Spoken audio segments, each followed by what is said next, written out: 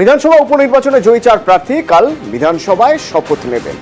তো শপথ নিয়ে একটা জটিলতা চলছে। শপথ বাক্য কে পাঠ করাবেন, রাজভবনের এখানে শপথ বাক্য পাঠ করানোর ক্ষেত্রে কতটা ইখতিয়ার রয়েছে, এই সব কিছুর মাঝেই আগামীকাল শপথ গ্রহণ কিভাবে, সংবিধান কি বলছে, নিয়ম কি বলছে, আবির প্রতিনিধি আমাদের সঙ্গে রয়েছেন। আবির, এক্ষেত্রে নিয়ম কি বলছে, কোন নিয়মের বলে আগামীকাল এই 4 জন প্রার্থী, জয়ী প্রার্থী, তারা শপথ নিচ্ছেন বিধায়ক হিসেবে?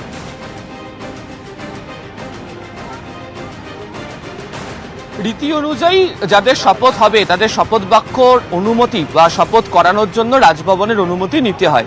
সেই অনুমতির জন্য রাজ্য বিধানসভার তরফ থেকে পরিষদীয় দপ্তরের মাধ্যমে রাজভবনের কাছে আবেদন যায়। রাজভবনের তরফ থেকে সেই আবেদন গৃহীত করা হয় বা রাজভবনের তরফ থেকে জানিয়ে দেওয়া হয় কবে, কোথায়, কিভাবে শপথ হবে। এই যে 4 জন বিধায়ক যাদের শপথ হওয়ার কথা রয়েছে, কৃষ্ণ কল্যাণী, মধুপর্ণা ঠাকুর, মুকুটমণি অধিকারী এবং সুপ্তি পাণ্ডে, এদের 4 জনের শপথ করাতে চেয়ে রাজ্য বিধানসভার তরফ থেকে পরিষদীয় দপ্তরের মাধ্যম দিয়ে বা কথা বলে রাজভবনের কাছে চিঠি গিয়েছিল। রাজভবনের তরফ থেকে যে চিঠির যে উত্তর আসে, সেখানে কেন সায়ন্তিকা এবং রিয়াতের ক্ষেত্রে শপথ বাক্য ডেপুটি স্পিকার পাঠ করাননি, আর কেন বারবার বিধানসভাতে মুলতুবি না করে স্থগিত রাখা হচ্ছে, এই বিষয়টিকে নিয়ে তারা প্রশ্ন তোলে। এরই প্রেক্ষিতে মনে করা হচ্ছে যে অযথা দেরি হচ্ছে এবং চিঠি পাল্টা চিঠির প্রেক্ষিতে যদি চলতে থাকে তাহলে শপথ নিয়ে একটা জটিলতাও তৈরি হয়, যেটার ছোঁয়া গত কয়েকদিন ধরে দেখতে পাওয়া যাচ্ছে। এই পরিস্থিতিতে বিধানসভার নীতি বা আইন অনুযায়ী বিধানসভার যে রুল বুক আছে, সেখানে তার যে অনুচ্ছেদ 2 নম্বর অনুচ্ছেদের 5 নম্বর পয়েন্টে পরিষ্কার করে উল্লেখ করা আছে যে বিধানসভার অধ্যক্ষ চাইলে বিধানসভার অধিবেশন চলাকালীন তিনি নতুন যারা নির্বাচিত হয়ে আসছেন তাদের শপথ বাক্য পাঠ করাতে পারেন। তো বিধানসভা তাদের যে রুল অনুযায়ী এইভাবেই যে 4 বিধায়কের যে শপথ আগামীকাল পাঠ করানো হবে। আগামীকাল দুপুর 1টার সময় এই 4 জন বিধায়কের বিধানসভার অধিবেশনে শপথ বাক্য পাঠ করানো হবে এবং আজকেই রাজ্য বিধানসভার অধিবেশন শুরু হয়ে গিয়েছে এবং রাজ্য বিধানসভা পরিচালনা করতে গেলে কার্যনির্বাহী কমিটির বৈঠক হয়, সেই কার্যনির্বাহী কমিটির বৈঠকেও এই সিদ্ধান্ত গৃহীত হয়েছে। ফলে আগামীকাল দুপুর 1টার সময় এই 4 জন নবনির্বাচিত জনপ্রতিনিধির বিধানসভার যে আইন, বিধানসভার যে রুল, সেই অনুযায়ী শপথ হতে চলেছে। বিধানসভার অধ্যক্ষই সেই শপথ বাক্য পাঠ করাবেন। আবির সঙ্গে থাকো। এই যে নবনির্বাচিত প্রার্থী, যারা নবনির্বাচিত বিধায়ক, যারা শপথ নেবেন, তারা কি বলছেন, অধ্যক্ষ কি বলছেন এই প্রসঙ্গে শোনাবো আপনাদের। মানুষের সেবা করার কোনো বয়স হয় না, আমি যেটা জানি। মানুষের একটা সুযোগ পেয়েছি, আমি এত বড় একটা প্ল্যাটফর্ম পেয়েছি কি মানুষের পাশে দাঁড়ানোর, এটাই আমার জন্য মেন টার্গেট, কি ওনাদের পাশে দাঁড়ায় সেবা করতে পারি। বয়সটা ম্যাটার করে না, আমি শুধু একটা কি দিদির উন্নয়নকে বাড়ি বাড়ি পৌঁছে দিতে চাই। কন্টিনিউয়াসলি আমার ফ্যামিলি, আমি, শ্রেয়া, আমরা কাজ করে গেছি প্রচণ্ডভাবে, আমার অফিস চলেছে। তাতে আমাদের মাননীয় মুখ্যমন্ত্রীর প্রত্যেকটা প্রকল্প যাতে মানুষের কাছে পৌঁছায় দেখেছি, এরিয়া স্টাডি করেছি, তার ডেফিসিট জানি, কোথায় কী আছে, সবটা ওয়ার্কআউট করা হয়েছে এবং ঘরে ঘরে যোগাযোগ। তো এমন নয় সাধনরা নেই বলে ব্যাকগ্রাউন্ড হয়ে গেছি, মানুষরা আমাদের ছাড়েনি, আমরাও ওদের হাত ছাড়বো। First is first.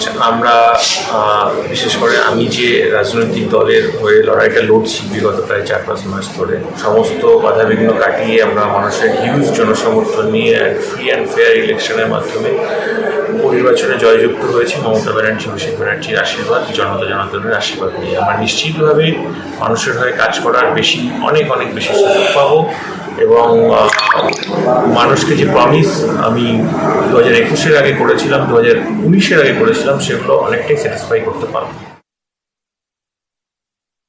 আগামীকাল আমাদের যে মাননীয় যে 4 জন সদস্য যারা জিতে এসছেন তাদের শপথ গ্রহণ হবে 1টার সময়। শপথ গ্রহণ কি রাজভবনের তরফে কিছু রাজ্যপাল জানিয়েছেন? তো রাজ্যপালের কাছ থেকে আমরা কোনো কমিউনিকেশন পাইনি। তো আগামীকাল এই 4 জয়ী প্রার্থী শপথ নেবেন এবং বিধানসভার রুল বুক অনুযায়ী শপথ নেবেন। তো আবির, আমার তোমার কাছে প্রশ্ন যে এই রুল বুক অনুযায়ী যে 4 জন শপথ নিচ্ছেন, এর আগেও তার মানে সায়ন্তিকা এবং রেহানের যে শপথ নেওয়া হয়েছে সেটাও এই বিধানসভার রুল বুক অনুযায়ী, তো সেটা নিয়ে আবার এখনো নতুন করে জট কিভাবে থেকে যাচ্ছে? প্রথমত হচ্ছে যে জট রাজভবনের তরফ থেকে তৈরি করা হচ্ছে এমন অভিযোগ বিধানসভা রাখছে। রাজ্য ভবনের তরফ থেকে আজকে পুনরায় একটি চিঠি পাঠানো হয়েছে সায়ন্তিকা এবং রেয়াতের কাছে, এবং সেখানে রাজ্যপালের তরফ থেকে বলা হচ্ছে যে তিনি শপথ বাক্য পাঠ করানোর জন্য অনুমতি দিয়েছিলেন হচ্ছে বিধানসভার ডেপুটি স্পিকার আশিস বন্দ্যোপাধ্যায়কে। তাহলে শপথ বাক্য কেন পাঠ করালেন হচ্ছে বিধানসভার স্পিকার? একই সঙ্গে তিনি বলছেন যে সংবিধানের 188 নম্বর ধারা অনুযায়ী রাজ্যপালই স্থির করে দেবেন কে শপথ বাক্য পাঠ করাবে। এক্ষেত্রে দাঁড়িয়ে বিধানসভা ভবন সেই নীতি মানেনি এমন অভিযোগ তিনি তুলছেন।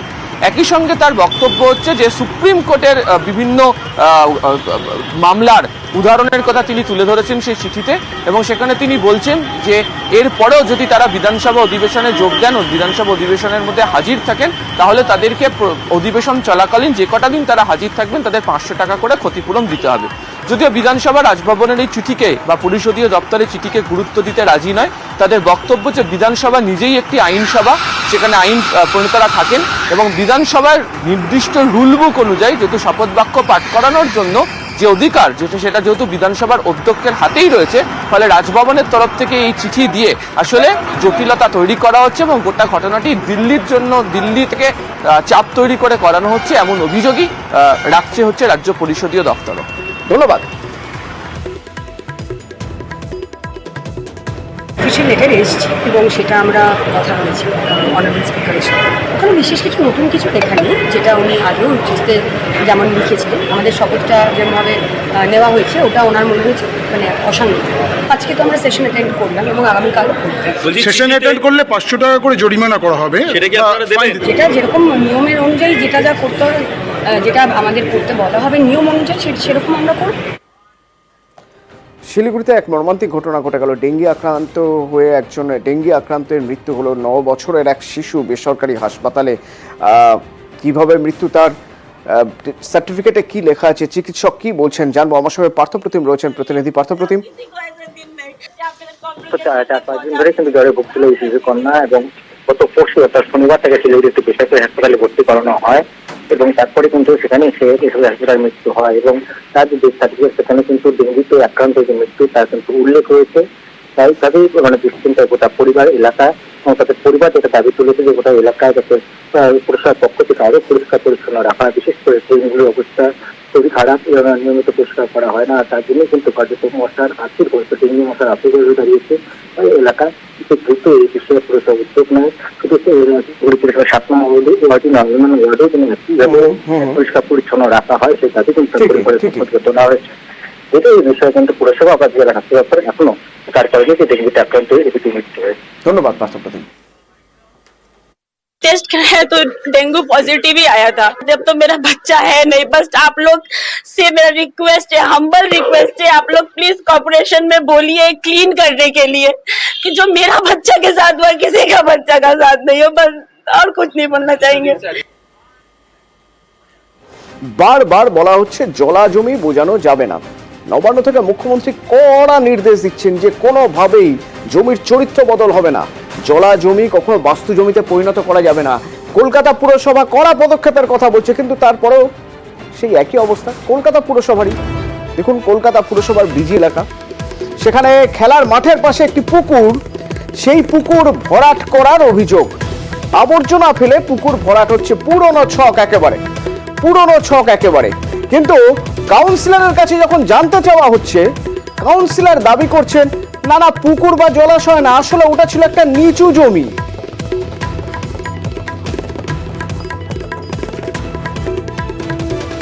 ওখানে কোনো জলাশয় নেই, আর ওই জমিটা হচ্ছে সরকারি ভেস্টেড ল্যান্ড। টালিনালা ডিপার্টমেন্ট মেট্রোর নিচে যে খাল আছে সেই খালটা সংস্করণ করছে। এই যে পলি বা অ্যাশ এটা কোথায় ফেলা হবে, আমি জায়গাটা ইন্ডিকেট করে দেই। ওই যে যেখানে খেলার মাঠ আছে ওখানে একটু লো ল্যান্ড আছে।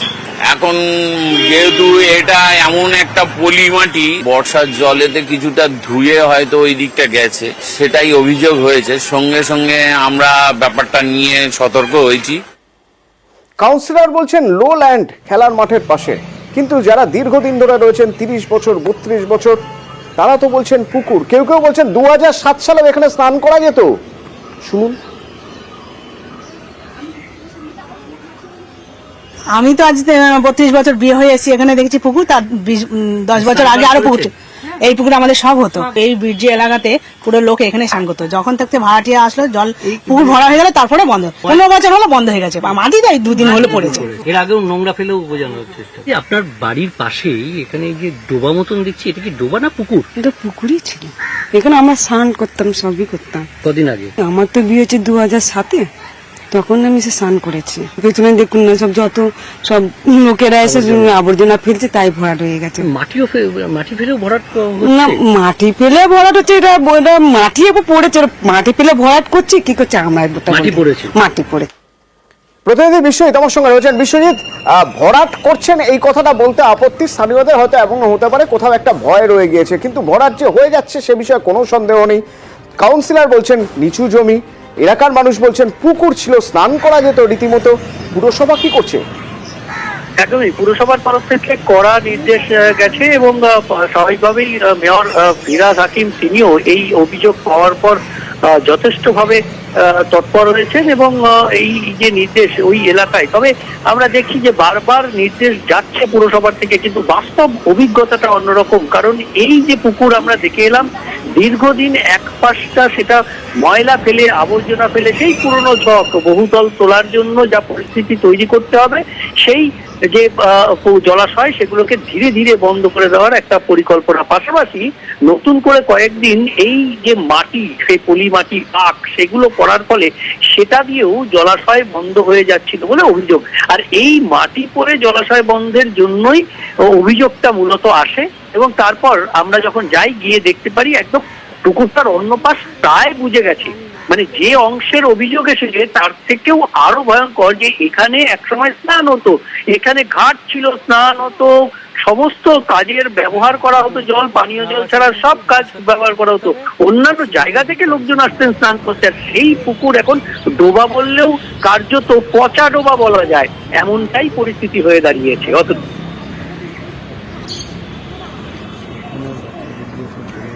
ধন্যবাদ। মেয়র ফিরহাদ হাকিম বারবার কড়া বার্তা দিচ্ছেন। আমি আগেও বলেছি, এখনো বলছি, স্পেসিফিক কমপ্লেন হলে প্রশাসনের কাজ হচ্ছে পুকুর ভরাট আটকানো, ইলিগাল প্রমোটিং আটকানো।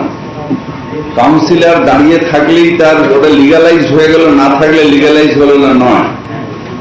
যদি কোথাও পুকুর ভরাট হয় তাহলে পুলিশ এবং আমাদের প্রশাসন, কর্পোরেশন এর দায়িত্ব, যদি কলকাতার মধ্যে হয়, স্পেসিফিক যদি থাকে, আপনি আমাকে দিন, কি বলে, ঠিকানা, উই উইল এনকোয়ার, এবং পুকুর ভরাট আটকানো এটা আমাদের কাছে সবার কাছে কর্তব্য। এই কাজটা করব। গিয়ে কাউন্সিলর দাঁড়ালো না, বেড়াতে এলো না, কোথায় ঢুকলো, এতে প্রশাসনের কিছু যায় আসে না। 58 বছরের নিষেধাজ্ঞা, সেই নিষেধাজ্ঞা কেন্দ্রীয় সরকার এবার তুলে দিল। কি নিষেধাজ্ঞা? না, কেন্দ্রীয় সরকারি চাকরি করলে আরএসএস এর কোনো কাজে যোগ দেওয়া যাবে না, কোনো কর্মকাণ্ডে সক্রিয়ভাবে যোগ দেওয়া যাবে না, সেই নিষেধাজ্ঞা এবার তুলে নিল কেন্দ্রীয় সরকার। এবং সেক্ষেত্রে 58 বছর আগের সময় পরিপ্রেক্ষিত এবং এখনকার পরিপ্রেক্ষিত নানা রকম বিষয় নিয়ে দেশের রাজধানীতে এই মুহূর্তে সরগরম এই ইস্যু। সরকারি কর্মী যারা রয়েছেন তাদের আরএসএস এর কাজে অনুমতি দেওয়া হলো, অর্থাৎ আগের যে নিষেধাজ্ঞা ছিল সেই নিষেধাজ্ঞা তুলে দেওয়া হলো। তো এ নিয়ে বিরোধীরা কটাক্ষ করতে ছাড়ছে না। তৃণমূল, সিপিআইএম, কংগ্রেস তীব্র কটাক্ষ করছেন। আমরা বিজেপি নেতাদের সঙ্গেও যোগাযোগ করেছিলাম। শ্রমিক ভট্টাচার্যের দাবি, এর মধ্যে রাজনীতি নেই।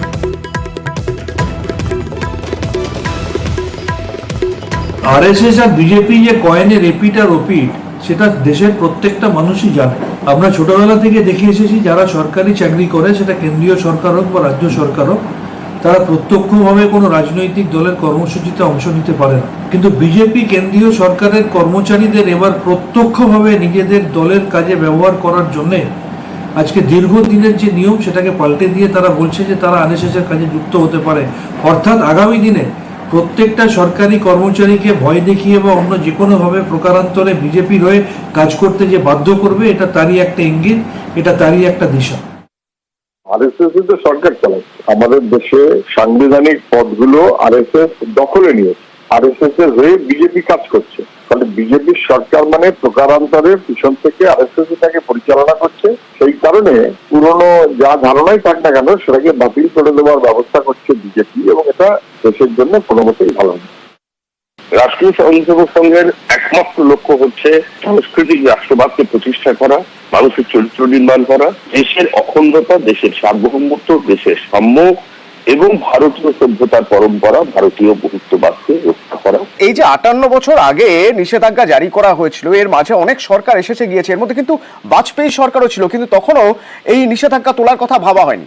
বাজপেয়ী সরকারের সঙ্গে এই সরকারের মৌলিক পার্থক্য কতটা সেটা তো নতুন করে কাউকে কোনো বুঝিয়ে দেওয়ার প্রয়োজন নেই। এবং যে কোনো রাষ্ট্রীয় আপৎকালীন অবস্থায় ভারত সরকারের আহ্বানে তারা সাড়া দিয়েছেন বিভিন্ন সেবা কাজে। স্বাভাবিকভাবেই একটা সাংস্কৃতিক সংগঠন থেকে সরকারি কর্মচারীদের দূরে রাখা হবে, এটা খুব একটা বাস্তব হতে চাই না। সেই জন্য নিঃসন্দেহে ভারত সরকার আমরা স্বাগত জানাচ্ছি।